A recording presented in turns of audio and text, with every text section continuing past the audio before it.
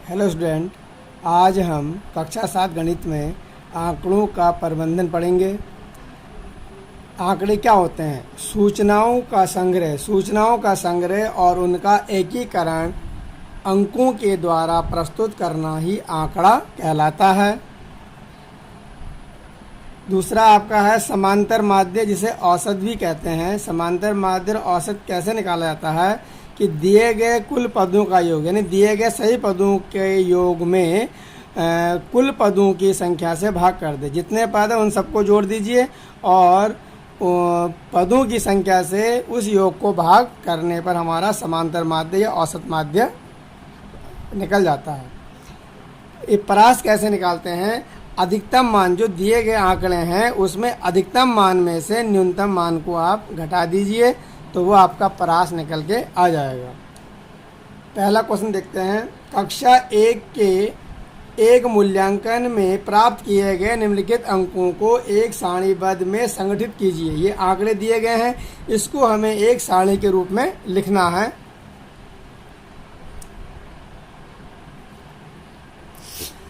चार, 6, 7, 5, 3, 5, 4 ये सारे आंकड़े दिए हैं और कई आंकड़े कई बार रिपीट हैं, तो इसमें हम बढ़ते क्रम में ले लेंगे। एक आंकड़ा दिया, एक के बाद 2 भी दिया है, फिर 3 भी दिया है, 4 भी दिया है, 5, 6, 7, 8, 9 ये आंकड़े इसमें दिए हैं।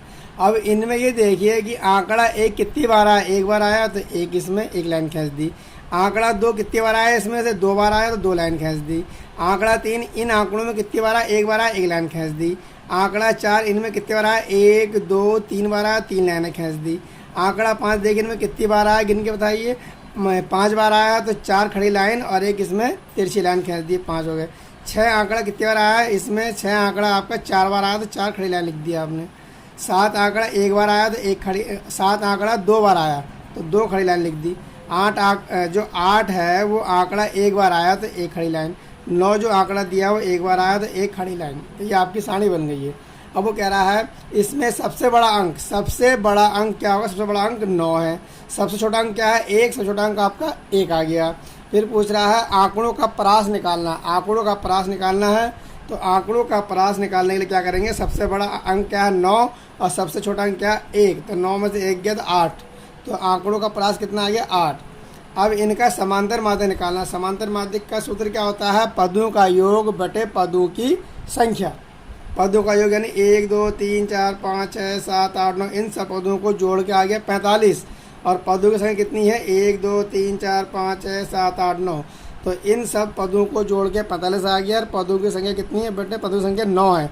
9 का भाग कर दिया 45 में, 5 × 45। तो ये आपका आ गया समांतर माध्य 5। क्वेश्चन नंबर 2 है प्रथम 5 पूर्ण संख्याओं का माध्य ज्ञात कीजिए। तो प्रथम 5 पूर्ण संख्या क्या होती हैं? पूर्ण संख्याएं 0 शुरू होती हैं। तो प्रथम 5 पूर्ण संख्या होगी 0, 1, 2, 3, 4। 0 से लेके 4 तक 1, 2, 3, 4, 1, 2 प्रथम पूर्ण संख्या क्या? 0, 1, 2, 3, 4। ये प्रथम 5 पूर्ण संख्याएं हो गई है। पूर्ण संख्या शुरू होती है 0 से। अब इनका निकालना माध्य कह लो या समांतर माध्य कह लो या औसत कह लो, एक ही बात है। तो माध्य बराबर क्या होगा? पदों का योग बटे पदों की संख्या। पद क्या है? 0, 1, 2, 3, 4। इनको जोड़ दीजिए और पदों की संख्या कितनी है? 5 है। 1, 2, 3, 4, 5 पद है तो इन पदों को जोड़ दिया और पदों संख्या 5। इन्हें जोड़ने पर आ गया 10 और पदों संख्या कितनी दे रखी है? 5। 5 का भाग करा 10 में, 5 दूनी 10, 2 बार दिया। समांतर माध्य इसका 2 आ गया। अगला है एक क्रिकेट खिलाड़ी ने 8 पारियों में निम्नलिखित रन बनाए 58, 76, 40, 35, 46, 50, 0, 100।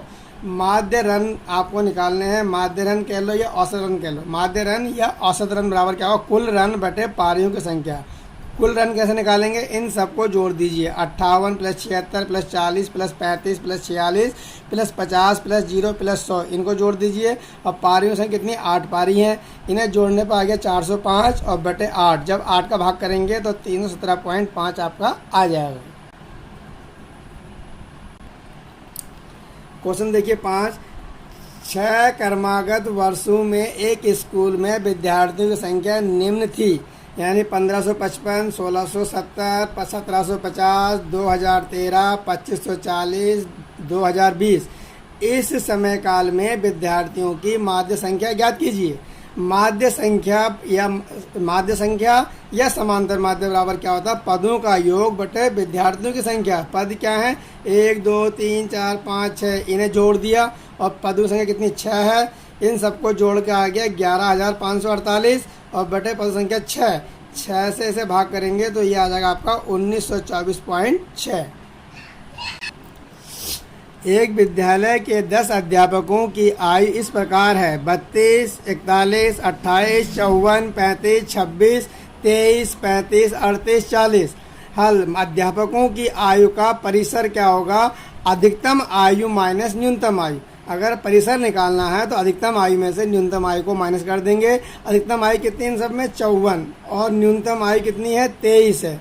तो 54 में से 23 गया तो 31 वर्ष आपकी आ गया। आयु का परिसर कितना आ गया, 31 वर्ष।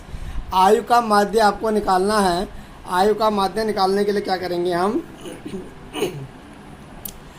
कुल आयु बटे अध्यापकों की संख्या, कुल आयु बटे अध्यापकों की संख्या। कुल आयु के लिए जो आयु दे रही है इन सब आयु को आपने जोड़ दिया और कुल अध्यापकों की संख्या कितनी है, 10। गिनिए, 1 2 3 4 5 6 7 8 9 10 है, तो 10 से भाग कर दिया। कुल आयु में इन सबको जोड़ दिया आयु को, और अध्यापकों की संख्या कितनी है, गिन लीजिए, 10 है। इन सबको जोड़ के 352 आ गया।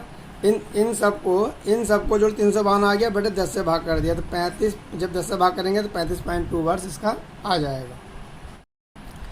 हेलो स्टूडेंट, आज हम कक्षा 7 गणित में आंकड़ों का प्रबंधन पढ़ेंगे।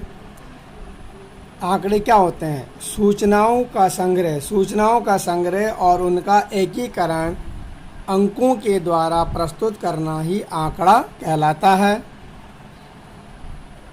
दूसरा आपका है समांतर माध्य, जिसे औसत भी कहते हैं। समांतर माध्य और औसत कैसे निकाला जाता है कि दिए गए कुल पदों का योग, यानी दिए गए सही पदों के योग में कुल पदों की संख्या से भाग कर दे। जितने पद हैं उन सबको जोड़ दीजिए और पदों की संख्या से उस योग को भाग करने पर हमारा समांतर माध्य या औसत माध्य निकल जाता है। ये परास कैसे निकालते हैं, अधिकतम मान जो दिए गए आंकड़े हैं उसमें अधिकतम मान में से न्यूनतम मान को आप घटा दीजिए तो वो आपका परास निकल के आ जाएगा। पहला क्वेश्चन देखते हैं। कक्षा 1 के एक मूल्यांकन में प्राप्त किए गए निम्नलिखित अंकों को एक सारणीबद्ध में संगठित कीजिए। ये आंकड़े दिए गए हैं, इसको हमें एक सारणी के रूप में लिखना है।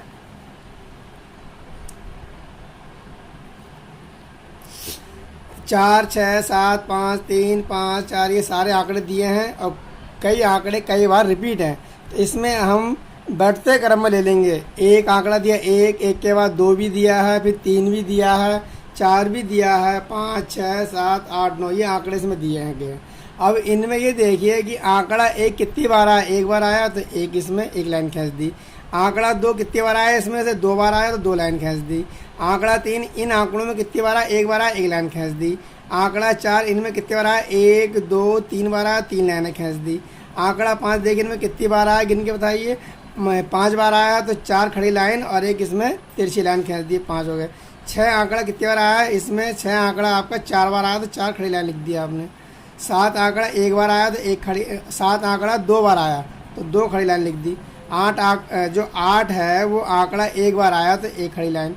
9 जो आंकड़ा दिया वो एक बार आया तो 1 खड़ी लाइन। तो ये आपकी सारणी बन गई है। अब वो कह रहा है इसमें सबसे बड़ा अंक क्या होगा, सबसे बड़ा अंक 9 है। सबसे छोटा अंक क्या है, 1। सबसे छोटा अंक आपका 1 आ गया। फिर पूछ रहा है आंकड़ों का परास निकालना। आंकड़ों का परास निकालना है तो आंकड़ों का परास निकालने के लिए क्या करेंगे, सबसे बड़ा अंक क्या है 9 और सबसे छोटा अंक क्या है 1। तो 9 में से 1 गया तो 8, तो आंकड़ों का परास कितना आ गया 8।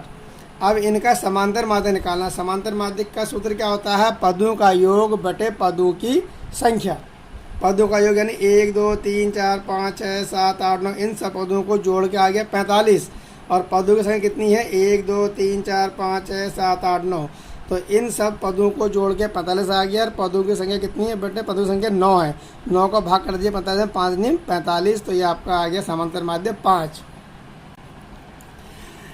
क्वेश्चन नंबर 2 है प्रथम 5 पूर्ण संख्याओं का माध्य ज्ञात कीजिए। तो प्रथम 5 पूर्ण संख्या क्या होती हैं? पूर्ण संख्याएं 0 शुरू होती हैं। तो प्रथम 5 पूर्ण संख्या होगी 0 1 2 3 4, 0 से लेके 4 तक 1 2 3 4 1 2 सॉरी प्रथम पूर्ण संख्या क्या? 0 1 2 3 4, ये प्रथम 5 पूर्ण संख्याएं हो गई है। पूर्ण संख्या शुरू होती है 0 से। अब इनका निकालना माध्य, माध्य कह लो या समांतर माध्य कह लो या औसत कह लो, एक ही बात है। तो माध्य बराबर क्या होगा? पदों का योग बटे पदों की संख्या। पद क्या है? 0 1 2 3 4, इनको जोड़ दीजिए और पदों की संख्या कितनी है? 5 है। 1 2 3 4 5 पद है, तो इन पदों को जोड़ दिया और पदों संख्या 5, इन्हें जोड़ने पर आ गया 10 और पदों संख्या कितनी दे रखी है? 5, 5 का भाग करा 10 में, 5 दूनी 10, 2 बार पड़ गया। समांतर माध्य इसका 2 आ गया। अगला है एक क्रिकेट खिलाड़ी ने 8 पारियों में निम्नलिखित रन बनाए 58 76 40 35 46 50 0 100। माध्य रन आपको निकालने हैं। माध्य रन कह लो या औसत रन कह लो। माध्य रन या औसत रन बराबर क्या होगा? कुल रन बटे पारियों की संख्या। कुल रन कैसे निकालेंगे? इन सबको जोड़ दीजिए। 58 + 76 + 40 + 35 + 46 + 50 + 0 + 100, इनको जोड़ दीजिए। अब पारियों से कितनी? 8 पारी हैं। इन्हें जोड़ने पर आ गया 405 और बटे 8। जब 8 का भाग करेंगे तो 317.5 आपका आ जाएगा। क्वेश्चन देखिए 5। 6 क्रमागत वर्षों में एक स्कूल में विद्यार्थियों की संख्या निम्न थी, यानी 1555, 1670, 1750, 2013, 2540, 2020। इस समय काल में विद्यार्थियों की माध्य संख्या ज्ञात कीजिए। माध्य संख्या या समांतर माध्य बराबर क्या होता है? पदों का योग बटे विद्यार्थियों की संख्या। पद क्या है? 1 2 3 4 5 6, इन्हें जोड़ दिया और पदों की संख्या कितनी? 6 है। इन सबको जोड़ के आ गया 11,548 और बटे पद संख्या 6 से इसे भाग करेंगे तो ये आ जाएगा आपका 1924.6। एक विद्यालय के 10 अध्यापकों की आयु इस प्रकार है: 32 41 28 54 35 26 23 35 38 40। हल: अध्यापकों की आयु का परिसर क्या होगा?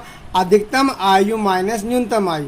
अगर परिसर निकालना है तो अधिकतम आयु में से न्यूनतम आयु को माइनस कर देंगे। अधिकतम आयु कितनी इन सब में? 54, और न्यूनतम आयु कितनी है? 23 है। तो 54 में से 23 गया तो 31 वर्ष आपकी आ गया। आयु का परिसर कितना आ गया? 31 वर्ष। आयु का माध्य आपको निकालना है। आयु का माध्य निकालने के लिए क्या करेंगे हम? कुल आयु बटे अध्यापकों की संख्या। कुल आयु बटे अध्यापकों की संख्या। कुल आयु के लिए जो आयु दे रही है इन सब आयु को आपने जोड़ दिया और कुल अध्यापकों की संख्या कितनी है? 10। गिनिए 1 2 3 4 5 6 7 8 9 10 है, तो 10 से भाग कर दिया। कुल आयु में इन सबको जोड़ दिया आयु को, और अध्यापकों की संख्या कितनी है? गिन लीजिए 10 है। इन सबको जोड़ के 352 आ गया। इन सबको जोड़ 352 आ गया बटे 10 से भाग कर दिया, तो 35, जब 10 से भाग करेंगे तो 35.2 वर्ष इसका आ जाएगा।